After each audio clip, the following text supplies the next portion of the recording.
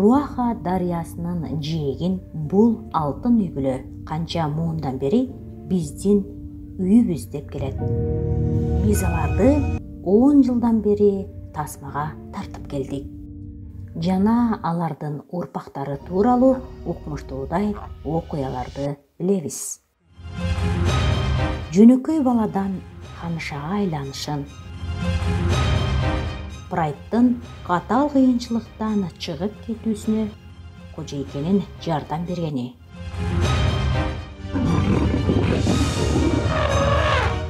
Ажалдан качуу.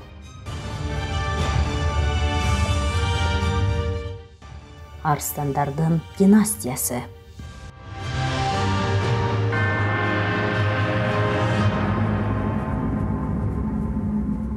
Улуттук парк Руаха, Танзания. Бул арстандар чоочун аймакта. Аларды жетектеп турган картаң жана эң акылман арстан ургаачысы. Анткени алардын аймагында дээрлик азык жок калган. Алар бул жака айла жоктон келди. Тамактануусу үчүн алгач күчтүү атаандашын жеңиши керек. Эми ал көп жылдар бою аң улоодон алган тажрыйбасын иш жүзүндө ашыруусу керек.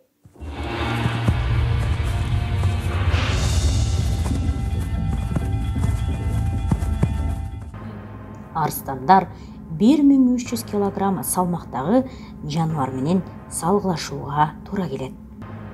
Акыры эмне кылууну бир гана ханыша билет.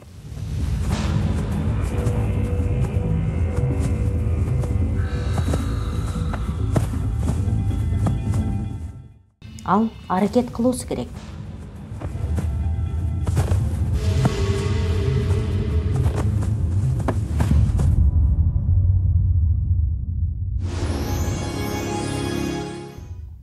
Мындан 10 жыл мурун.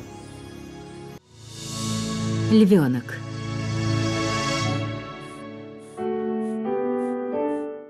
Бул жерде биздин ханышанын 7 айлык кези. Ал Руаха дарыясынын жанындагы эң ыңгайлуу жайгашкан аймакты жетектеген үй бүлөдө туулган. Бул анын бир бактысы эле.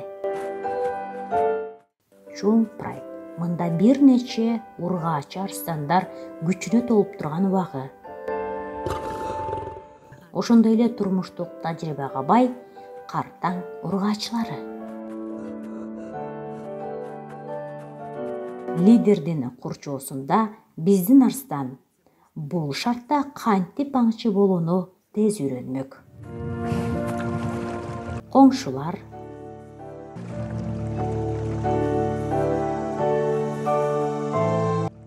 жана зыян келтирбегендер менен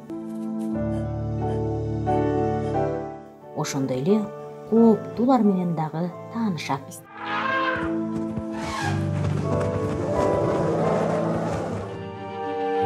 Улуттук парк Руаха Танзаниянын чок ортосунда жайгашкан. Бул аймакта укмуштуудай ар түркүн жапайы жаныбарлар. Африкадагы арстандардын 10% бул жерде байырлашат. Бул райондо эле бир нече прайдтар жашайт.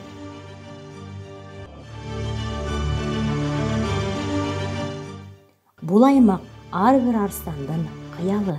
Анткени суусун кандырганы улуттук парктын бардык жаныбарлары келет. Албетте, арстандардын сүйүктүү олжосу болгон буйволдор да бар. Алар келгенде 100дөн туяк келет.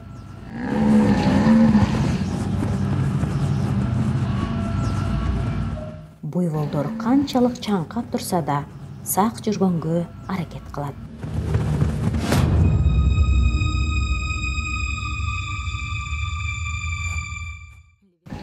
Кичинекей мышыктары бакма энеси менен калды.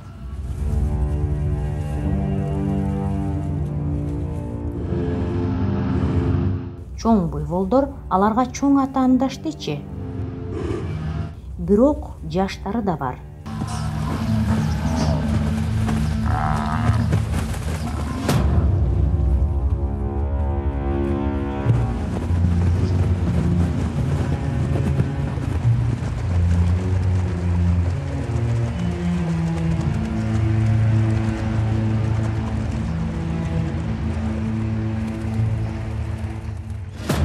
Арстандар үйүрдү кылда тизилдеп, максатына жетүү үчүн ылайыктуу болжону карап жатышат. Кармашуу байкалаарлык толкундануу менен өтөт. Алар үчүн бул башаламандык жакшы мүмкүнчүлүк. Арстандар чеберчилик менен торпогун кармалашты. Жинденген буйволдор өз тукумун сактап калды. Эгер мүйүсү менен челсе эле өлүмгө дуушар болуусу мүмкүн.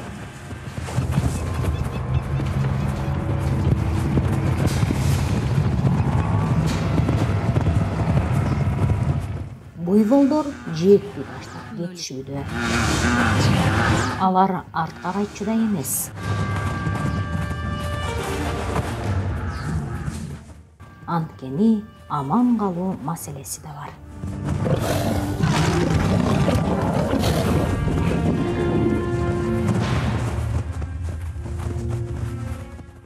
Бул күрөш кичинекей ханыша эже агалары менен жашынып турган жерге чейин барды.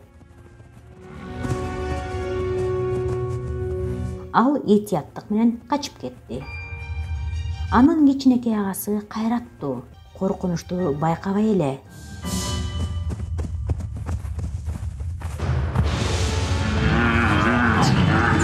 Акыры бир буйволду Прайд бөлүп калды. Бул жолу арстандарга ээлик жаралды.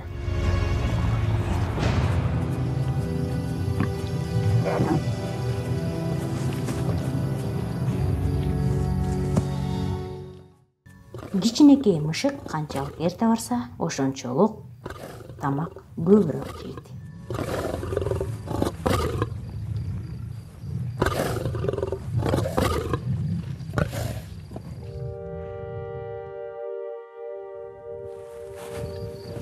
Бирок бир кичинекей мышыгы көрүнбөй эле, мүмкүн салгылаш учурунда адашып кеткендир. Энеси буйволдор кеткенче күтөт.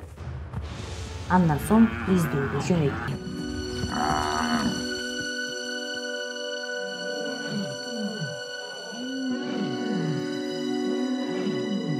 Арстандардын баары күркүрөп жеңишин жарыялоодо.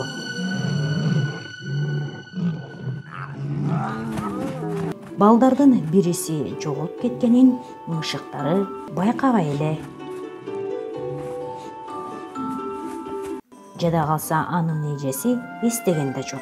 Бөлөсү менен бейкапар ойноп жатат.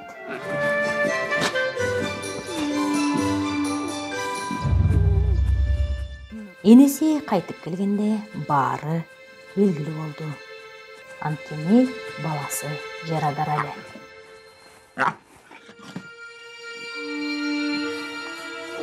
Мүмкүн бул кичинекей мышык өзүнүн шыктанган кайраттуулугуна ишенгендир. А балким тепсенди да калгандыр. Кузгундар пайда боло баштады.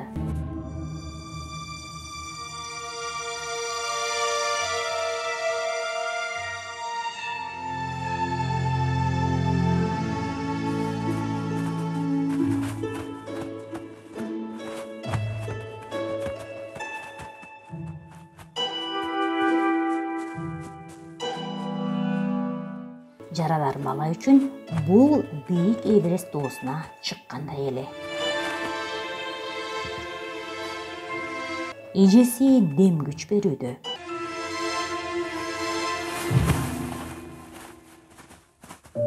Бөлөсү да жардам берүү үчүн шашып келди. Эгер бул кичинекей бала айыкпаса, Прайд аны таштап кетүүгө аргасыз.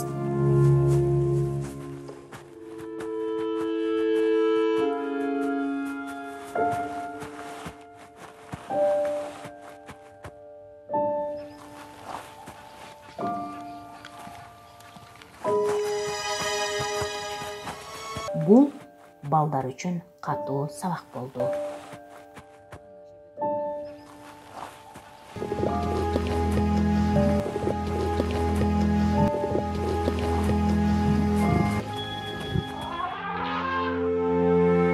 Канчалаган муундары ушул аймакта жашап, аң улоого чыгып келген. Чоң ойгучакты бардыгын үйрөнүп жетишүүсү керек. Эч кимди аябаган дүйнө. Бул жерде алсыздарга орун жок.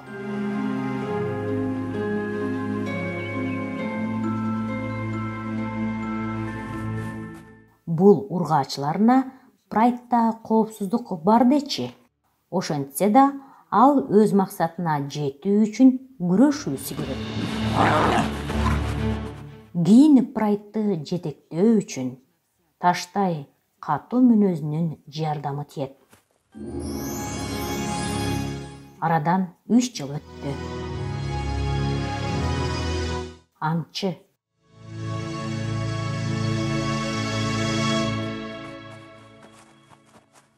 Үч жарым жылдан бери мурункудай эле мураскерлер өз аймагын жетектеп келет. Бул ургаачылары бой жетип калды.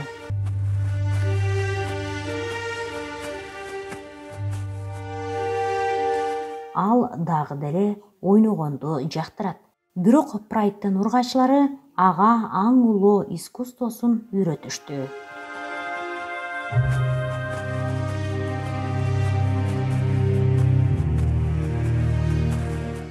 Ал кантип команданын оюнчусу болууну үйрөндү. Арстандар балдарын социалдаштырган жалгыз чоң мышыктар болуп эсептелинет.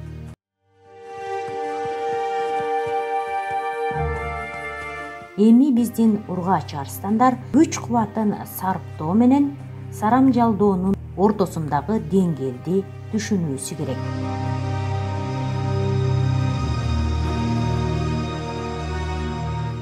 Арстандар алгач олжону жашылап изилдеп чыгып, алсыз чактарын эстеп калат. Айрым кол салуулар натыйжасыз экенин алдын ала түшүнүп билүүсү да керек. Жакын жерде Алптардын үйүрү. Арстандар менен пилдер эски элдешкис душмандар. Күтүүсүздөн кагылышуу болуп кетерин арстандар жакшы билет.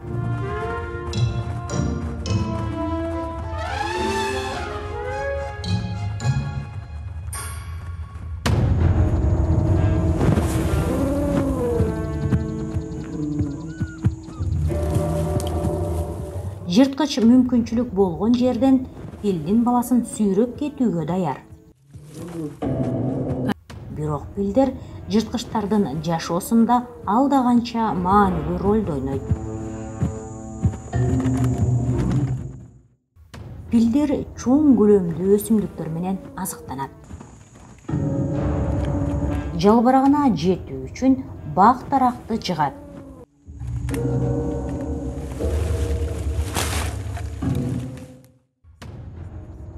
Узуну тумшугу жана тиштеринин жардамы менен кулатат.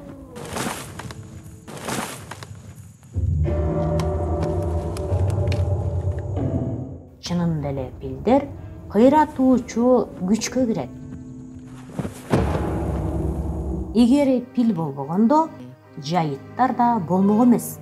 Атүгүл чөп жеген жандыктар келмек эмес. Чөп жегиштер болбосо эч кандай арстан да болмок эмес. Ошентсе да, ач арстандын жүрөгүндө ыраазы болуу сезими жок кесе.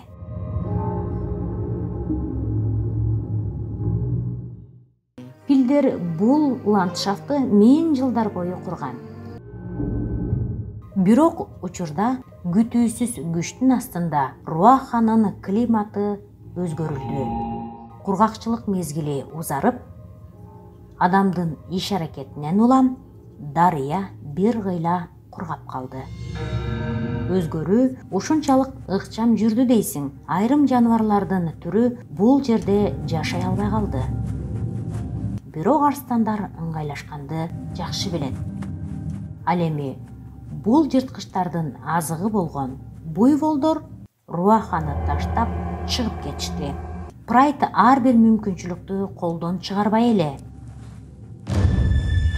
Эгер арстандар биргеликте аңчылык кылса, ийгиликтерге жетүү мүмкүнчүлүгү чоң. Тажрыйбалуу ургаачы аңчы бутаны аныктады. Бирок жашырагы демилгени өзү алгысы келди.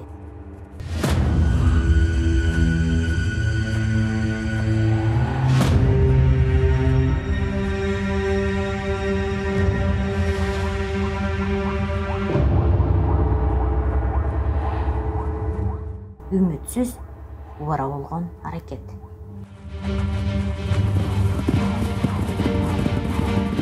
На равнине зебры легко убегут от хищника. Дала төздөгү зебралар жырткычтардан оңой эле качып кутулат. Прайдтын улуулары эбак эле бул жерден аңуулашкан. Адырлуу жерге келгенде зебралардын ылдамдыгы азаят. Алар түз эле буктурмага кабылышат.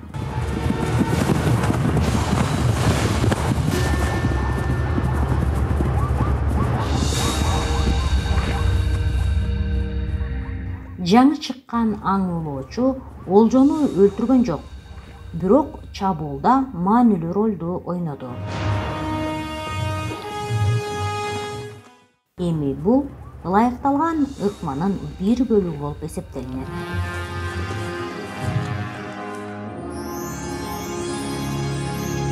Руаха дарыясындагы арстандардын прайды 16 чарчы километр аянтты көзөмөлдөп турат.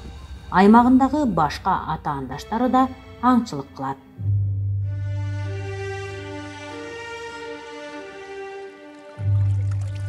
Прайдтын эркектери өз бийлигин бекемдөө үчүн күрөшүүгө өттү. Алардын милдети чек араны айланып текшерүү жана чакырылбаган меймандарды кубалоо үчүн аймагын белгилөө. Кагылышуу байма-бай болуп турат.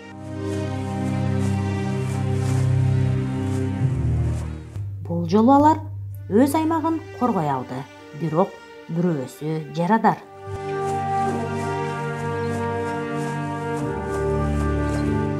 Прайдта эркектердин күчтүү байланышы кармап турат. Аларга тыгыз байланыштагы команданын бир бөлүгү болгон жагат.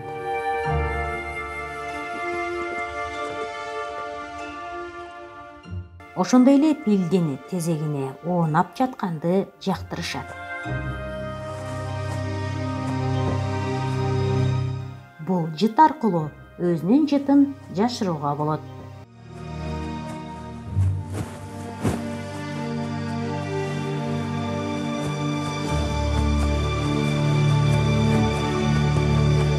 Жаш ургаач арстаны 4 жашта. Жана ал жүк ташууга даяр. Потенциалдуу өнөктөштөрү атайы берилген белги аркылуу сезишет.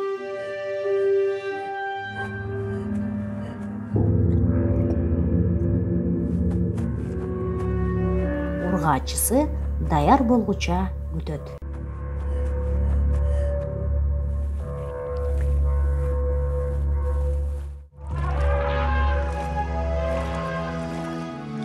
Руахада чак түштө анык тозок.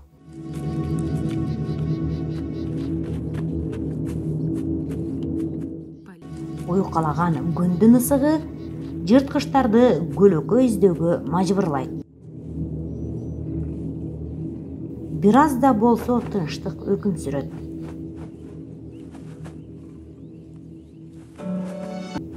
Феромондон аба коюланып, Аба катмары дээрлик кайнайт.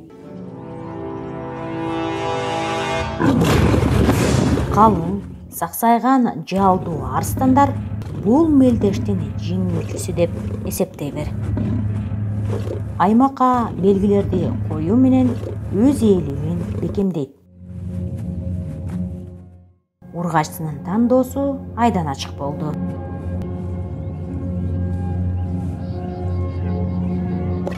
Бейкапар уктап жаткан баланы ойготту. Бирок баланы жакында энелеш бир туугандарынын пайда болушу жараатын аяктырат. Чоң ургач арстандары жашоосу үчүн күнүгө эң аз дегенде 5 килограммга чейин эт жешет.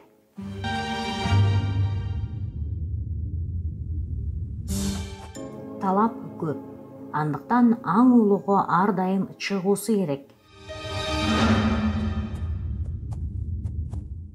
Анын көзү суу бийигине түштү.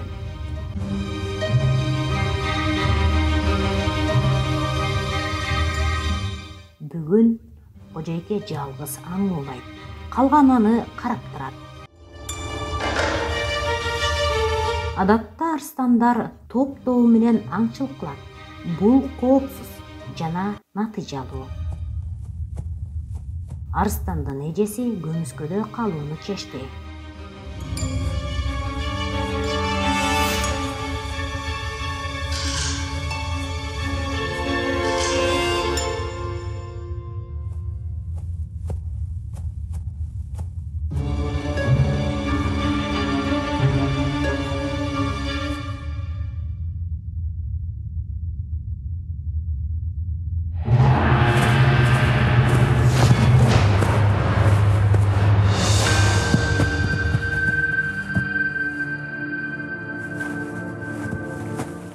Иш бүтөрү менен башка арстандар шыралгыдан алып калууга шашып баратты.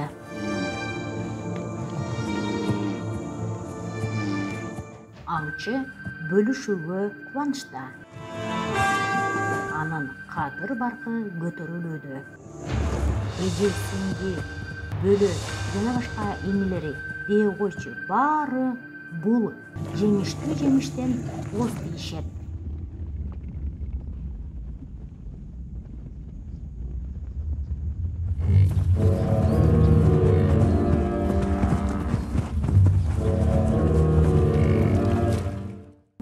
Дарыяга буйволдордун чоң тобу келди.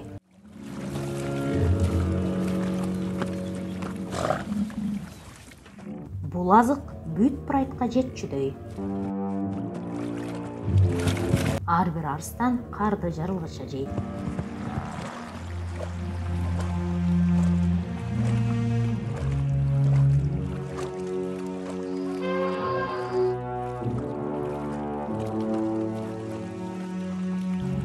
Бирок биздин ургачы эмнегедир 2 апта бою көрүнбөй эле.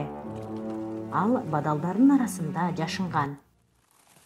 Анткени ал 3 мышыкты жарык дүйнөгө алып келди. Алар алсыз жана көзү али ачыла элек.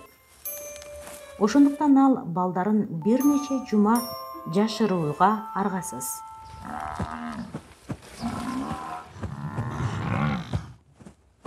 Жада калса жакын келген буйволдор балдарына кооптуу. Ал сарсана.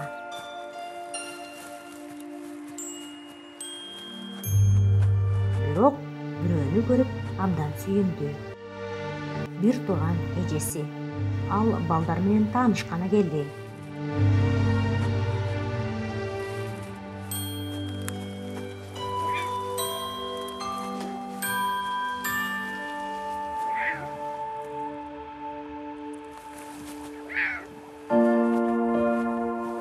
Эжесин өспүрүм балдары коштоп жүрдү.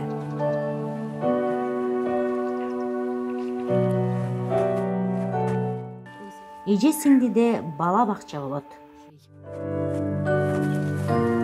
Убакыттын өтүшү менен балдар прайттын бир бөлүгү болуп калат. Бирок баары акырындык менен. Жаш эне ар дайым салгылашууга даяр. Коркунуч ар тараптан. Ан үстүндө Прайттан алыстаган соң жардамга эч ким келбейт. Кийинки күнү ал кичинекей балдар менен алыс жакка аттанат.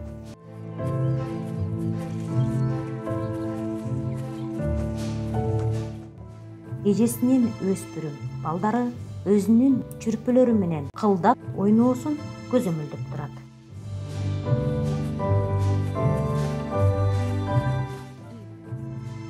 Энеси катуу тартипке салып, алдыдагы оор жашоого тарбиялайт.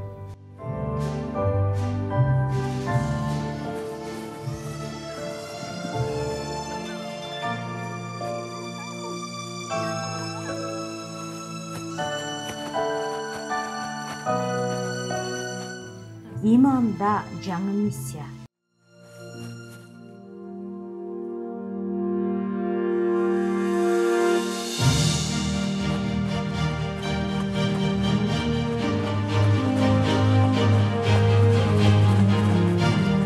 Бир нече жумалык ажырымдан соң Прайт менен кайра бир үйгө убакыт келди. Үй бүлөдөгү өз кадыр баркын ырастаган соң ал балдарын үйүр менен тааныштырууга алып келет.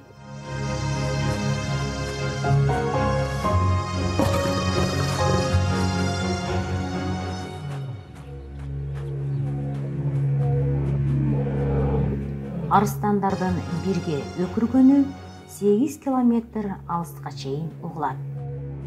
Бул аркылуу алар Прайттын чоңдук жана күчүн башка атаандаштарына даңазалайт.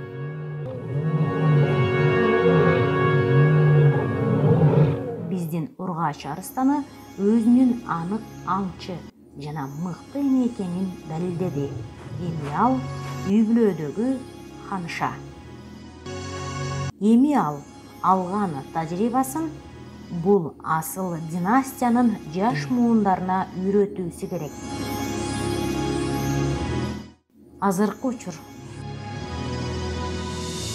Ханыша. Арадан 4 жыл өттү. Руаха дарыясынын жээгинде жаңы эне жетекчиси. Анын өң келбети күчү мурункудай эмес. Бирок ал лидер кожойтеси экенин эч ким тана албайт. Анын биринчи балдары жетилип, үй бүлөнүн өзөгүн түздү. Прайт мурдагысындай эле дарыядагы бийликке эгедер. Бирок абал бир топ өзгөрүлдү. Атаандаштар менен байма-бай чыр-чатак болууда.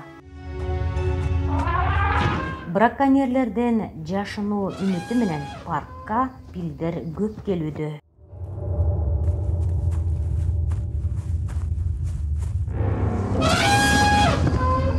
Алар корккон жана ырайымсыз. Ошондой эле арыстандардын жүргөнүнө даяр эмес. Анын үстүндө арыстандар деле түз кагылыштан качууда.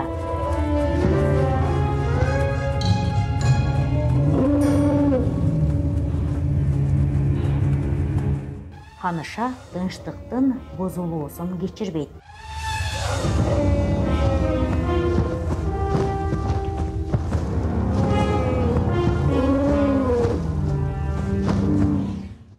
Чоң мышыктар мүмкүнчүлүктү күтүп уктамыш болуп жатат.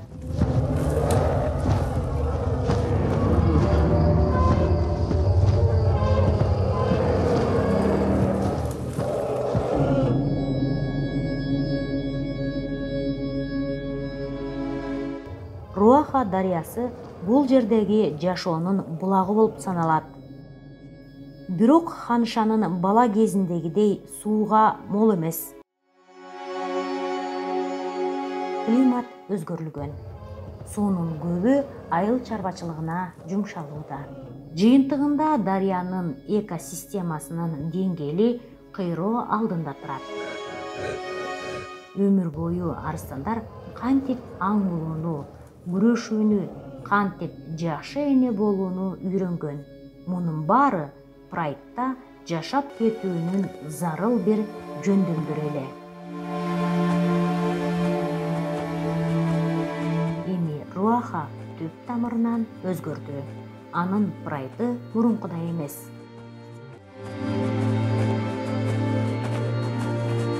Кожойкенин кыздары күчтүү, эпчил, аңчы. Бирок жаңы муун жок. Жана Прайдтын саны кыскарууда. Азыр дуушар болгон мындай кыйынчылыктар алардын жашоосунда мурда жок эле.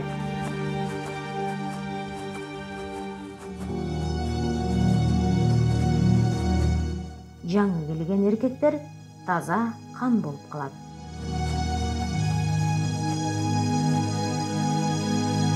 Эркектери туруктуулукка коркунуч туудурганы менен, бирок бир чети Прайдтын саны өсөт.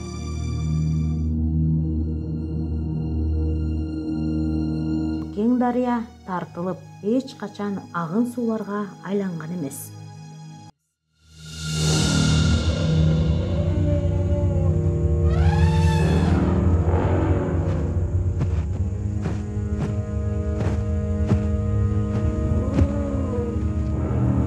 Филдер суу издеп, дарыянын жээгиндеги кургак жерлерди казууда. Көп жылдык тажрыйбасы менен суунун түбү каякта экенин билет.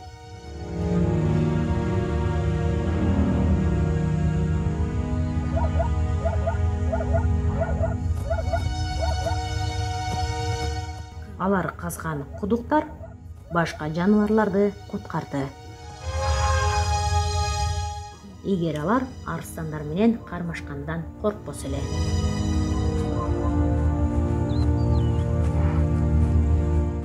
Прайд үчүн суунун жетишсиздиги жаман жышан, анткени буйволдор келбей калды.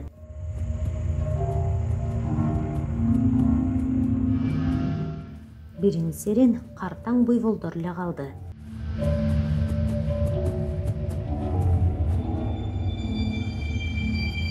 Прайдта адашкан арстан өңдүү буйвол.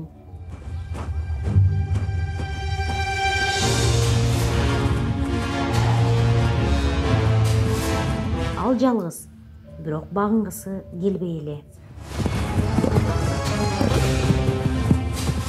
Анын калың териси арстандын тишинен да, тырмагынан да коргойт.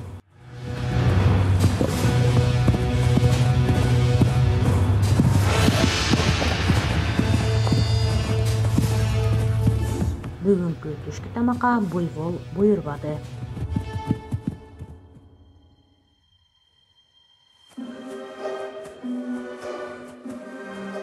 Ханыша не деген оор күндөрдү башынан өткөзгөн. Азыр да кыйынчылыктарды жеңүүгө жардам берет. Жаш ургачылар эне болуусу үчүн жакшы азыктанышы керек. Андыктан жаңы болжо табуу зарыл. Эртерээк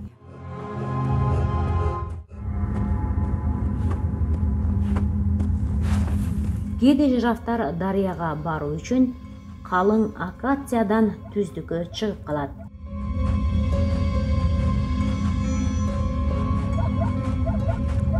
Алар суу ичип жатканда алсыз, бирок сууга көпкө эңкейе бербейт.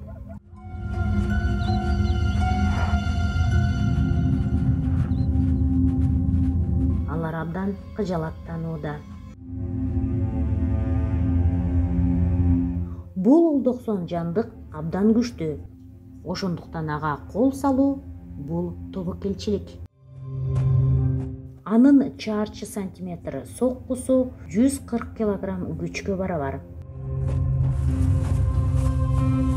Арстандар үзгүлтүксүз тамактануусу керек, болбосо өлүп калат. Ошондуктан Прайд кайгыда. Жирафтар аз убакытка келген.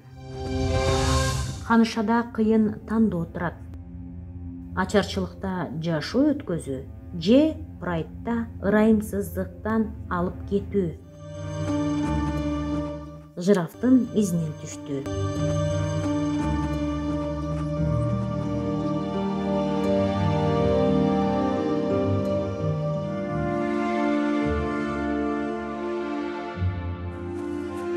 Балким бул алардын келечегине жалгыз мүмкүнчүлүгүдүр.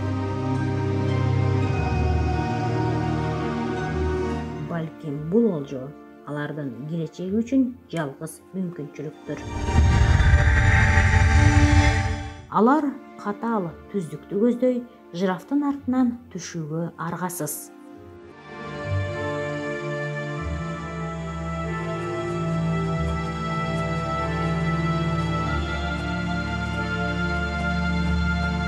Жираф чыгышты көздөй бет алды, бирок каяка токтоору белгисиз.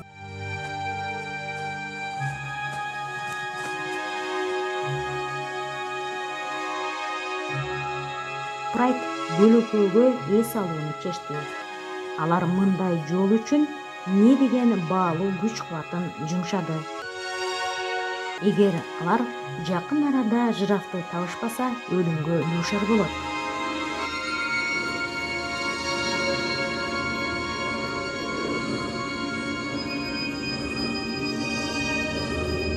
Аларды бирөө өйдөдөн көз салууда.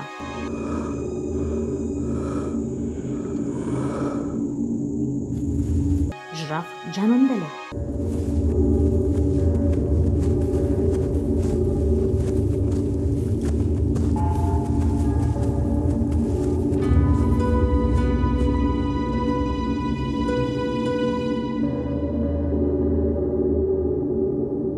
Ошентип акыры картаң ургаачы, даанышман арыстаны аларды туура багытка алып келиптир.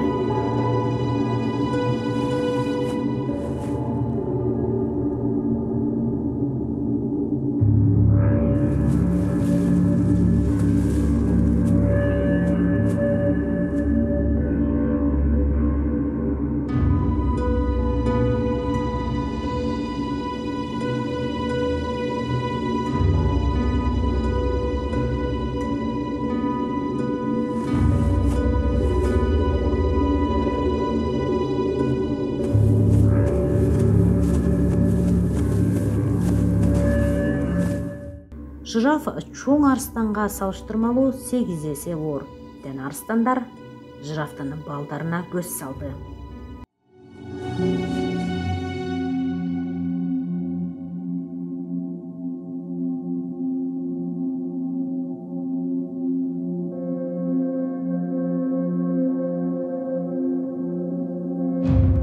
Арыстандар тымызын жашынууда, бирок аларды өйдөдөн чоң жирафтар өйдөдөн көз салып турат.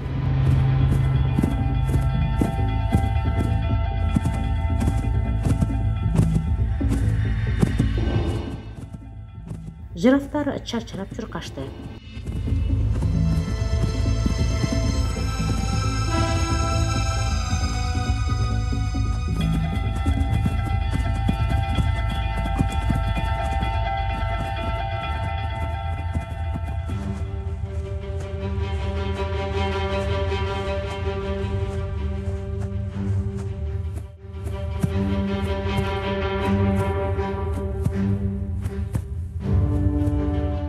Арыстандар үчүн ката кетирүүгө жол жок. Алар бирге аңчылык кылат. Башка жырткычтардай эле алар чыдамкай жана өжөргөлөт.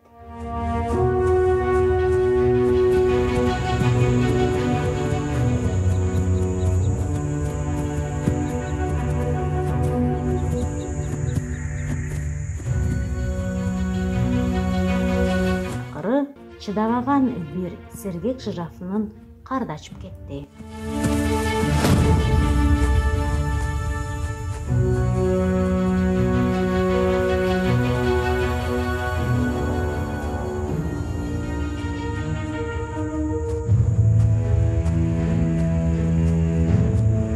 Арыстан эркегинин бири этияттык менен ага жакындоодо.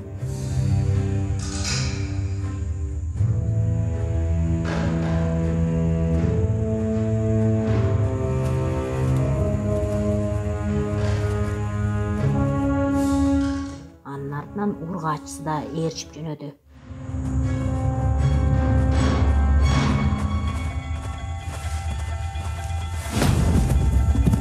Бул жираф абдан көлөмдүү. Арстандар өзүнө ылайыктуу олжону таба да алмак эмес.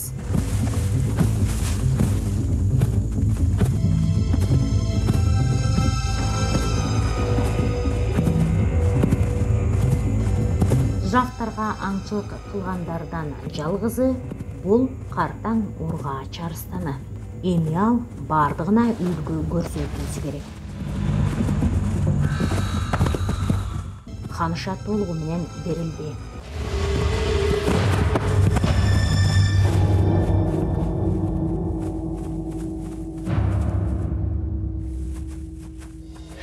Өтпөй саваннада тынчтык өкүм сүрдү.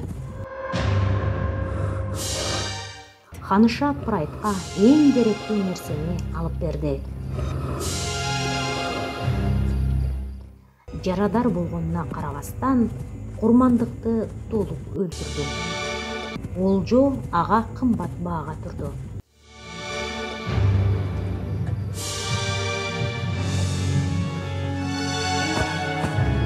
Жираф акыркы демин жутаар менен майрам башталды.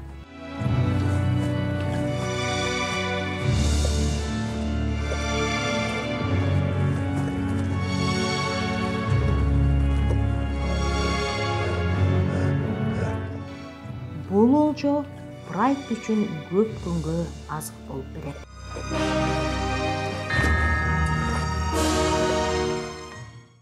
Майтарылбас ханышасы Прайттын оор мезгилден өтүүсүнө чоң жардам берди. Бирок арстандар бул жерде көпкө калышпайт. Анткени дарыянын жеби алардын ата-бабасынан калган мекени. Алар ошол аймакты жетектөө укугун кайра алуусу керек. Дарыя жээгине кайтып келе жатып, арстандар өтө сак болот. Анткени ал жакка башка Прайт отурукташып калуусу ыктымал.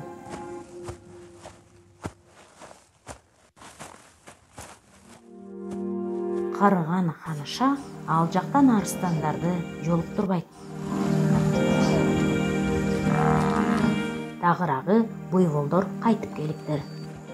Эми Прайтта кайрадан мол түшүм.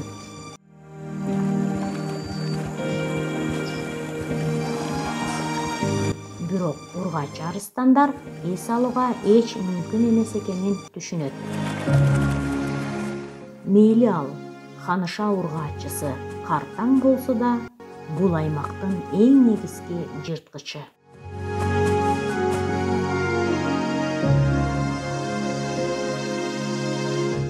Эгер олжо бар болсо, демек Прайт аң улоосу керек.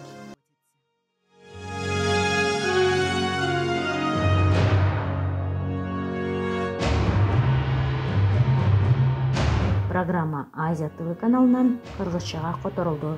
Текстти окуп которгон Зинаида Алмазбекова.